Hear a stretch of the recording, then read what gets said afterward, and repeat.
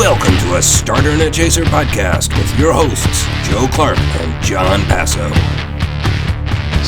So, let me know about something here. Am I the only one that's creeped out by the fact that the Swedish Chef is the only Muppet that actually has human hands?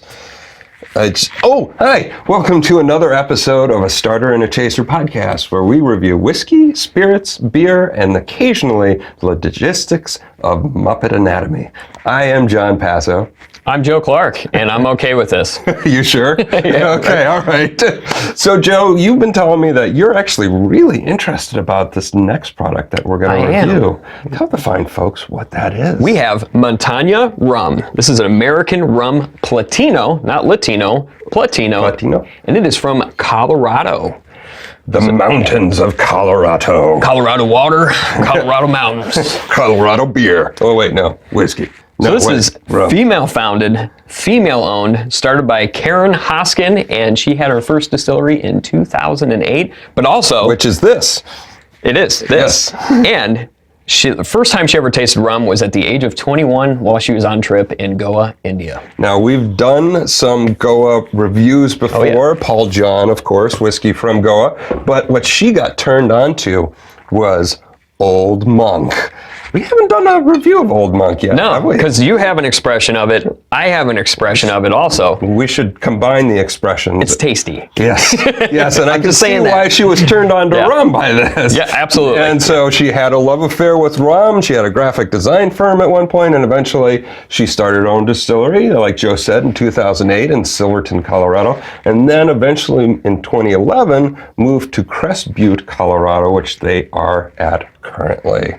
So we have here today is, you notice that it's clear. Mm-hmm. So this is their rum, and it's also aged 1 year in American. It's not new American oak. It's previously filled with whiskey, but these are sourced barrels.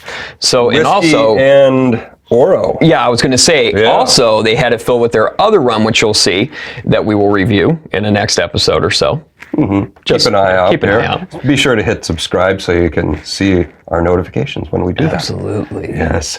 More. One and if you've had this, comment one of us. Oh, sorry. But you say this is aged, but it's clear. It's clear. Why is that, Joe? That's because it is charcoal filtered with coconut husk filters. And the filtration, when you charcoal filter stuff, coconut husk filter, how they do it, it strips some of the flavors and a lot of the color out of it. Yes. Why do they do that, by the way? That's an interesting question. So silver rums, platinum rums, etc. To be classified as that, it's got to be kind of clear. So maybe they filtered it out to do that, but that's kind of a thing that they're doing with tequilas as well, with the Cristalino styles. Right, yeah. So it's, I don't know if it's an old trend or a new trend, but what I do know is this is classified as a mountain rum in addition to the light rum, and mountain rum is an old style of rum where I think it's, not the Himalayas, Guatemala and Colombia and Panama, they used to take the rum up into the mountains to age. So this is done in the mountains of Colorado at 9,000 feet, where daily temperature and barometric pressure fluctuations cause the distillate to go in and out of those barrels, in theory creating a more flavorful spirit. Okay. So on that's the nose, interesting. What are you getting? Are you getting some of that mountain air? Actually, so upon a lot of research, people were pulling certain things out on the nose, and I'm actually having a little bit of trouble with getting these notes out on the nose as much. And I've noticed that with some of the distillates that we have done that have been kind of stripped for that charcoal filtering. Okay. Sometimes they're a little lighter on the nose versus its other offering that has color to it and stuff like that. So this was definitely light on the nose then? It's very light on the nose, almost neutral to me, actually. But there's a little bit of a honey note to it. That's as much as I can pull out of this, John, actually on the nose. Interesting that you say honey. Now, while they don't add any sugar or coloring or anything to their spirits, they do add a little bit of honey at bottling, but it's like on their website they say it's about 0.04% per bottle. Very light. So mainly just to bring out some of the flavors of the rum. So I don't know if you're getting that from the rum or the honey. I doubt it's a honey. It's from the actual honey. I don't think it's from that. No. So small. It is. It's very light. It's very subtle. It's definitely very neutral to me on the nose, almost like a vodka would be. Okay. Yeah. All right. It's very much like that. It doesn't smell like your quintessential rum. Okay. Let's go in and see what it is. Prost.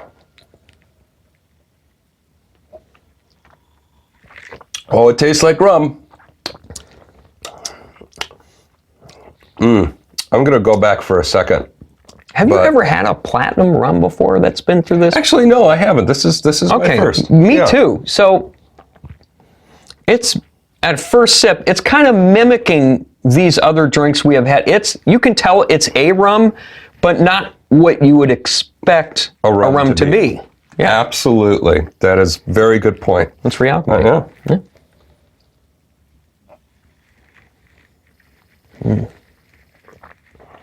But it is good. I'm getting sugarcane, vanilla. It is sugarcane. It's sugary. There is a little spice to this. There is spice to this. Pick it up. It's not. It's on the edge of cinnamon, but it's not cinnamon. Are you getting any coffee notes like so many people have reviewed on this? No, I am. You mentioned that before. Yeah. He's like, everybody said coffee, coffee, coffee. I don't get coffee on this. Me neither. No. Yeah.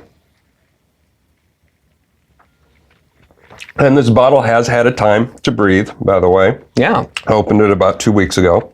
And this is 80 proof also, just for you guys to know. And gals. Gals, yeah. Don't forget the gals. It is actually more spicy and earthy to me on second sip, third sip maybe now, than anything else. It's not as sweet as most rums are, maybe because of that filtration process. That side of it kind of got pulled back. But with that, you do get some of the sugar cane and stuff like that. It's very well balanced. Absolutely. And that spice on second sip, it's lingering. I mean, I took my second sip a minute ago, and I'm still getting that spice, but I'm getting kind of balanced with the sweetness, and like you said, it's very well balanced. Like white pepper to you, kind of spice, table pepper, kind of black pepper? A little bit, but like I said, it's this a nebulous kind of thing where it's not cinnamon, it's not peppercorn, it's just like this unidentifiable spice that is resembling things but aren't actually it. Quite there. Really cool. Okay. It's really cool. Yeah. By the way, Montanya is a certified B Corporation, and they are 100% wind powered. So being the hippie that I am, I very much appreciate that. Right. Joe, your final thoughts on Montanya Distillers Platino, not Latino, Platino rum. This is the most unique rum I have had yet to First date. rung on the rum. Yeah, it is. It's the first rung on the rum. It is very unique. Like I'm going to say again, I've said in the past, it's really cool what craft distilleries can do with all these different types of distilled spirits, basically. And this is pretty awesome. It's almost like the Cristalino of rum. You know what I mean? It really is. It has that, I'm not saying it tastes like tequila or anything, don't take me wrong, but it has that same effect and cleanliness to your palate where some certain notes of different rums can be very sweet and overpowering on one or two notes, where this kind of balanced everything out. That's how I can explain it to you. All right. So you like it? Love it.